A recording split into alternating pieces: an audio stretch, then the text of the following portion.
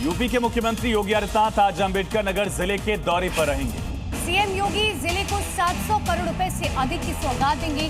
CM एक जनसभा को भी संबोधित करेंगे। सीएम योगी आदित्यनाथ अंबेडकर नगर का दौरा करने वाले हैं। 700 करोड़ की परियोजनाओं की सौगात देंगे। 706 करोड़ की परियोजनाओं की सौगात दरअसल, और इस दौरान जनसभा को भी सीएम संबोधित करेंगे। अंबेडकर नगर वासियों को सीएम योगी की तरफ से आज मेगा सौगात मिलेगी। सीएम योगी 706 करोड़ की 194 विकास परियोजनाओं का लोकार्पण और शिलान्यास करेंगे। इन परियोजनाओं से जिले में सड़क, शिक्षा, स्वास्थ्य सहित कई क्षेत्रों में विकास को गति मिलेगी। मुख्यमंत्री आलापुर में सामाजिक समरसता के वाहक बाबा गोविंद साहब की तपोस्थली पर माथा टेकेंगे। यहाँ सीएम एक जनसभा को भी संबोधित करेंगे। और यूपी में विधानसभा चुनाव में अभी वक्त है, लेकिन बावजूद इसके राजनीतिक पार्टियां अभी से ही सियासी गुणा भाग करने में जुट गई हैं। और इसी कड़ी में यूपी में बीजेपी ने अपना चैलेंजर बदल लिया है। यानी अब यूपी में बीजेपी समाजवादी पार्टी की जगह सीधे तौर पर कांग्रेस को टारगेट करेगी। उसके लिए पूरा प्लान तैयार किया गया,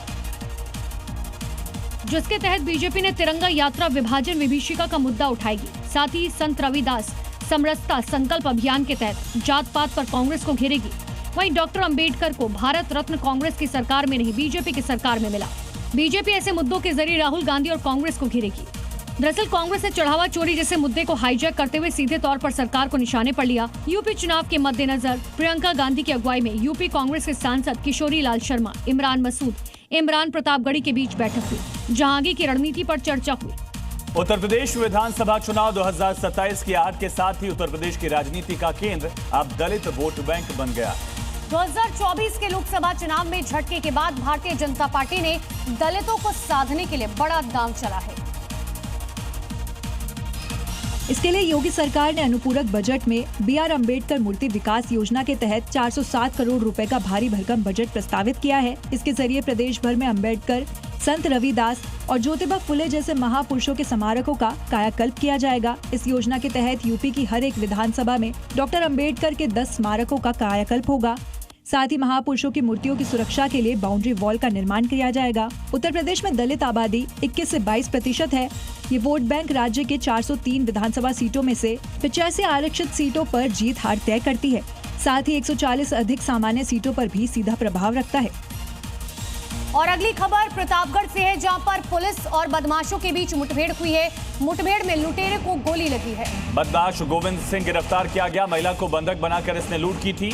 2 अगस्त का ये मामला है, जब वारदात को अंजाम दिया गया था और 4 दिन के अंदर पुलिस ने इनका हिसाब बराबर कर दिया है। बदमाश गोविंद सिंह को गिरफ्तार किया गया। हाफ एनकाउंटर करके इसको गिरफ्तार किया गया।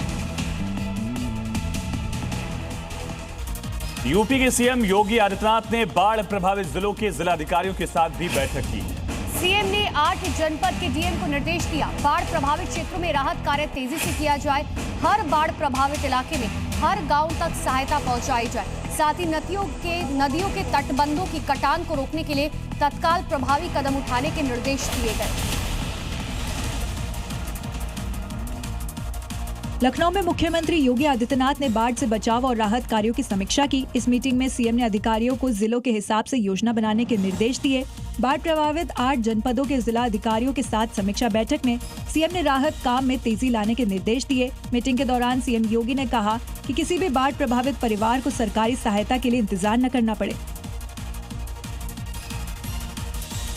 और चलिए अब बढ़ते आगे। यूपी के मुख्यमंत्री योगी आदित्यनाथ ने राज्य की यूथ पॉलिसी का रिव्यू करने के लिए एक मीटिंग की अध्यक्षता की है। तो मीटिंग में रोजगार, स्किल डेवलपमेंट, स्टार्टअप और युवाओं को मजबूत बनाने पर ध्यान दिया गया। सीएम योगी आदित्यनाथ ने शिक्षा, कौशल विकास और रोजगार को प्राथमिकता देते हुए नई योजनाओं की घोषणा भी की है।